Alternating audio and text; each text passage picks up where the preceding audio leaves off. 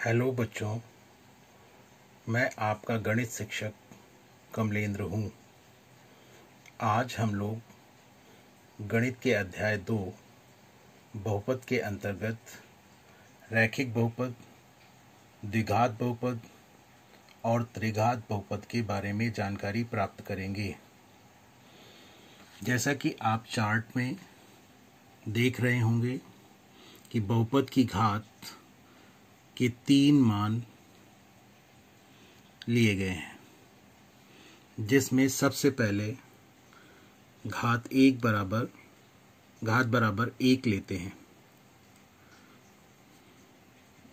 घात बराबर 1 का अर्थ यह हुआ कि वह बहुपद जिसकी घात 1 हो।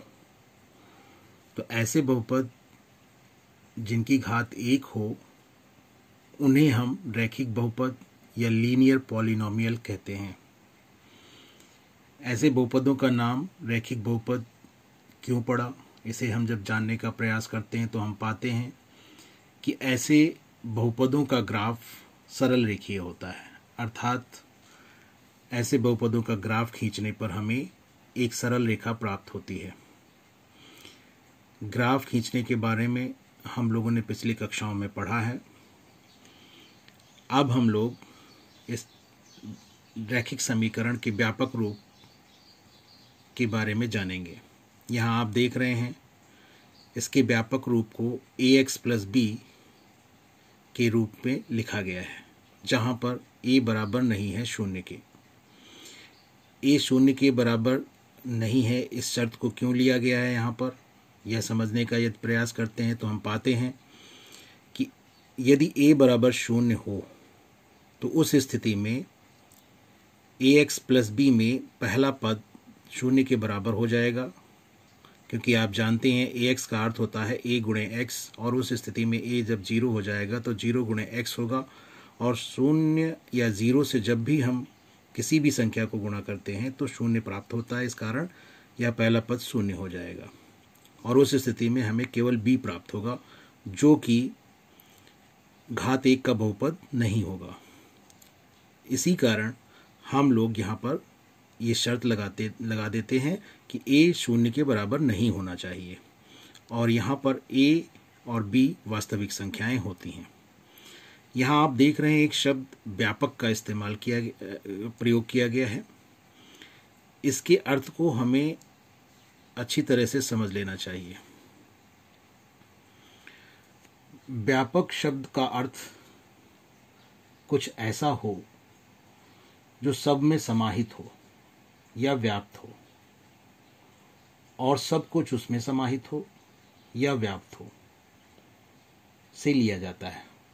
ऐसा हमने ईश्वर के बारे में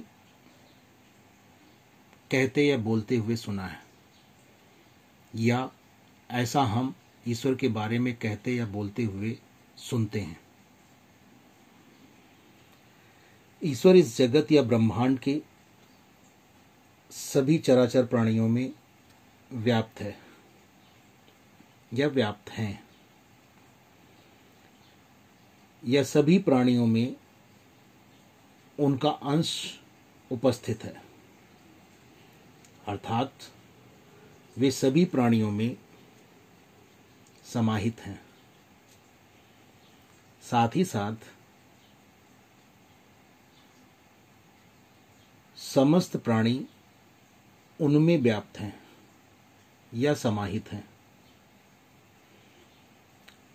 ऐसा आपने महाभारत धारावाहिक में कृष्ण भगवान के मुख में पूरा ब्रह्मांड समाया हुआ देखकर महसूस किया होगा। अब आप इस व्यापक शब्द के अर्थ को समझ गए होंगे। अब गणित में व्यापक शब्द के अर्थ को समझते हैं। यहाँ व्यापक रैखिक बहुपद को ax प्लस b के रूप में लिखा गया है। इसका अर्थ यह है कि सभी रैखिक बहुपद इस बहुपद में यानी ax प्लस b में समाये हुए हैं, और साथ ही साथ सभी रैखिक बहुपद बहुपदों में यह भी उपस्थित है या उनमें समाहित है। इसे हम ऐसे समझते हैं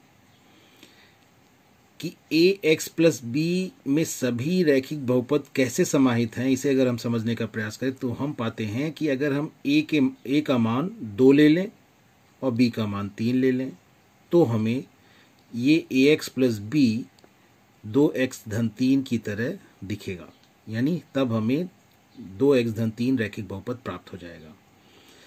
और यदि हम a बराबर 5 ले लें और b बराबर 7 ले लें, उस स्थिति में ax प्लस बी हमें 5x धन 7 के रूप में दिखेगा। इस प्रकार हम देखते हैं कि यही ax प्लस बी, इसी x प्लस बी में हमें ये दोनों के दोनों रैखिक बहुपद समाये हुए दिखाई दे रहे हैं। ऐसे ही इसमें अनंत रैखिक बहुपद समाये हुए हैं। और यदि हम किसी एक रैखिक बहुपद को लेते हैं तो हम देखें उसमें ax प्लस बी कैसे समाया हुआ है।